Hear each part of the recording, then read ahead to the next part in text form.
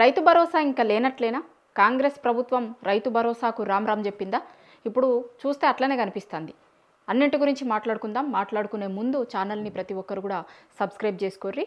ఇంకా రైతు భరోసా కాంగ్రెస్ ప్రభుత్వం అధికారంలోకి రావడానికి ముందు అంటే ఎన్నికలప్పుడు ఇచ్చినటువంటి హామీలలో చాలా మేజర్ హామీలలో ఇదొకటి. రైతులకి రుణమాఫీ, రైతు భరోసా రెండు కూడా. సో అప్పటిదాకా కేసీఆర్ ఇస్తున్నటువంటి దాన్ని 5,000 పంటకి 5,000 ఇచ్చిర్రు. అప్పుడు పెట్టుబడి సాయం కింద పంటకి 5,000 ఇస్తున్నారు వాళ్ళు, సంవత్సరానికి 10,000 అన్నట్టు. ఏదో రైతులకి బిచ్చమేసిన లెక్క 5,000 ఇస్తున్నారు, మేము అధికారంలోకి వస్తే 15,000 ఇస్తాము అన్నారు. ఒక్కొక్క టర్ముకు 7,500 చొప్పున 2 టర్ములు కలిపి 15,000 ఇస్తాము అన్నారు. అట్లనే అంతకుముందున్న ప్రభుత్వం ఓన్లీ రైతులకే ఇస్తుంది, మేము రైతు కూలీలకి ఇస్తాము, కౌలుదారులకు కూడా ఇస్తాము అని అన్నారు. అయితే అది నమ్మిరు జనాలు.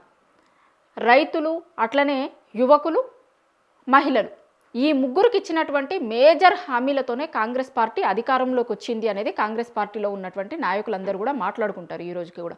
కానీ అధికారంలోకి వచ్చిన తర్వాత వాళ్ళ హామీలను నెరవేర్చకుండా మోసం చేయడంలో ఈ ముగ్గురు విషయంలో కూడా ముందుంది. జాబ్ క్యాలెండర్ విషయంలో యువకులకు కావచ్చు, మహిళలకు ఇస్తామన్నటువంటి 2,500 కావచ్చు, ఇంకా రకరకాల పథకాలు మహిళలకు ఉద్దేశించి ఉన్న పథకాల విషయంలో ఈ రోజు వరకు ప్రభుత్వం సపోర్ట్ చేస్తలేదు. ఇంకొకటి రైతులకి రుణమాఫీ చేస్తాము అన్నారు. రుణమాఫీ విషయం ఎట్లా ఉంది అనేది మనందరం చూసినాం. నేనే స్వయంగా సీఎం రేవంత్ రెడ్డి గారి సొంత ఊరు కొండారెడ్డిపల్లెకి పోయి అక్కడ ఉన్నటువంటి రైతులందరికీ వచ్చిందా, రుణాలు మాఫ్ అయినాయా లేదా అనే దాని విషయంలో మేమే ఒక రిపోర్ట్ ఇచ్చినాం. మేమే ఒక రిపోర్టింగ్ కోసమని ఆ ఊరికి పోయినాం.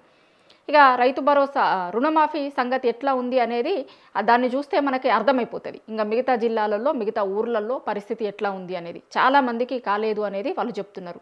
ఇంకా రైతు భరోసా ప్రభుత్వం అధికారంలోకి రావడానికి ఇచ్చినటువంటి మేజర్ హామీలలో ఇదొకటి.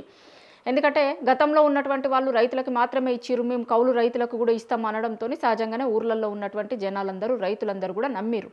కౌలు రైతులకు కూడా వస్తుంది కదా అనే దాంతో వాళ్ళందరూ కాంగ్రెస్ పార్టీకి ఓట్లు వేసిర్రు. వేసిన తర్వాత ఒక సంవత్సరం రకరకాల కారణాలు చెప్పి ఇవ్వలేదు. ఇంకొక సంవత్సరం ఏమన్నారు, ఏదో క్యాబినెట్ సబ్ కమిటీ వేస్తామని, దాని తర్వాత దాంట్లో ఉన్నటువంటి వాటిని తీసుకుంటాం, ఎవరు పంట వేస్తున్నారు, ఏంది అసలు ఎంత సాగులో ఉంది ఇదంతా తెలుసుకొని ఇస్తాము అని ఇంకొకటి చెప్పారు.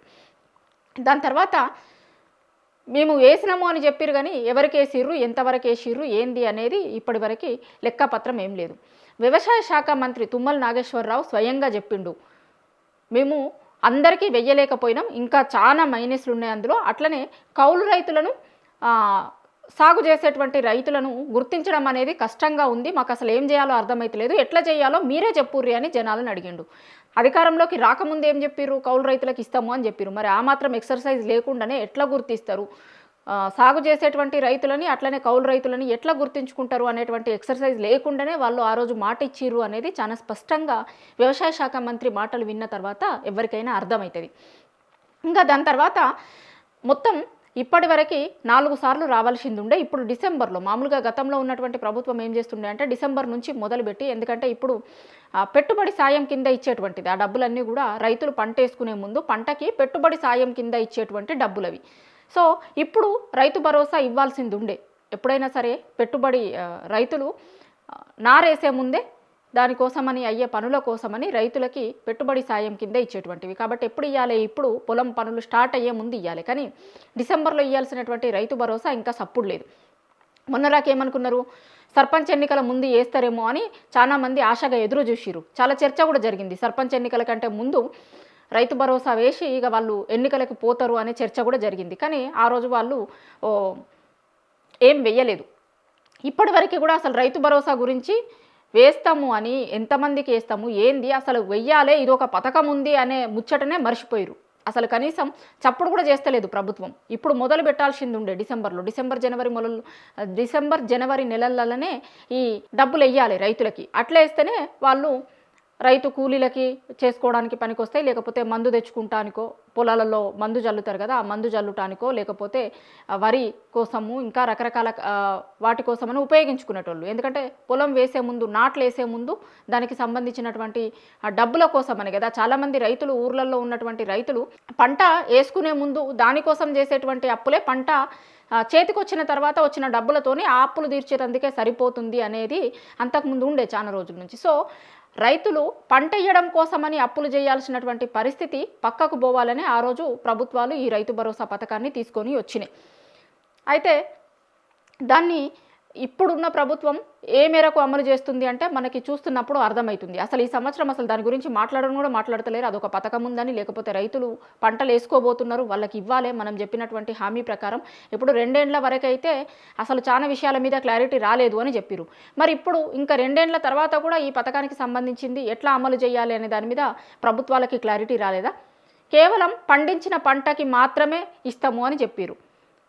పంటలు పండించేటువంటి వాళ్ళకి కూడా మొత్తం మందికి ఇచ్చిర్రా అంటే ఎవరికి ఇయ్యలేదు. గతంలో చూసినటువంటి లెక్కలు చూస్తే మనకు అర్థమవుతుంది. ఇంకొకటి, ఇప్పుడు యూరియా కోసం అని ఒక యాప్ తీసుకొస్తున్నాము అని చెప్పారు కదా. ఆ యూరియా యాప్లో ఏం చేయమంటున్నారంటే వాళ్ళు మీకు ఎన్ని ఎకరాలు ఉంది, ఎన్ని ఎకరాలలో సాగు చేస్తారు అనేది కూడా మిమ్మల్ని ఇన్ఫర్మేషన్ తీసుకుంటుంది ప్రభుత్వం రైతుల దగ్గర నుంచి అని అంటున్నారు కదా. అట్లా రైతుల దగ్గర నుంచి ఇన్ఫర్మేషన్ తీసుకొని మీరు ఇస్తున్నప్పుడే ఇన్ఫర్మేషన్లో మీరు ఎన్ని ఎకరాలు సాగు చేస్తుర్రు అనేది ఉంటుంది కదా.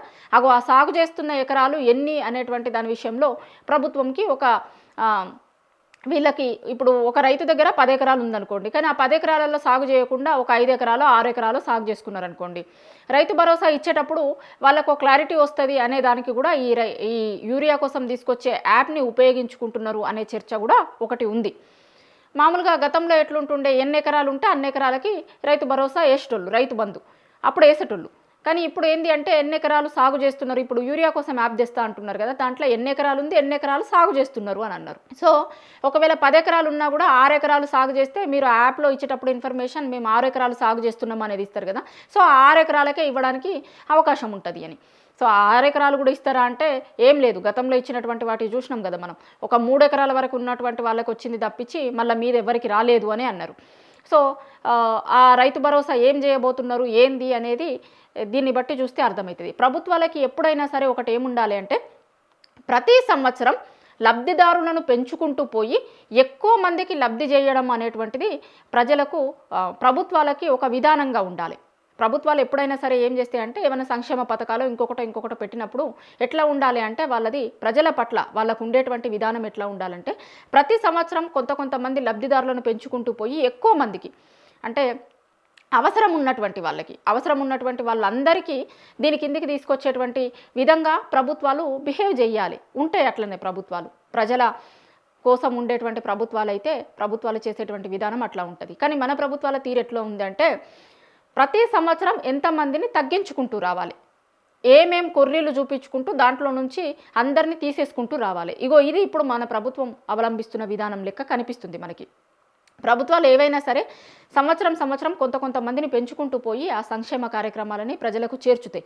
కానీ మన ప్రభుత్వం చేస్తున్న విధానాలు చూస్తున్నప్పుడు ప్రతి సంవత్సరం కొంతమందిని తగ్గించుకుంటూ వస్తుందే మన ప్రభుత్వాల విధానంగా చాలా స్పష్టంగా కాంగ్రెస్ అధికారంలోకి వచ్చిన రోజు నుంచి ఈ రోజు వరకు చేస్తున్నటువంటి పథకాల విషయంలో మనకి క్లారిటీగా అర్థమవుతుంది.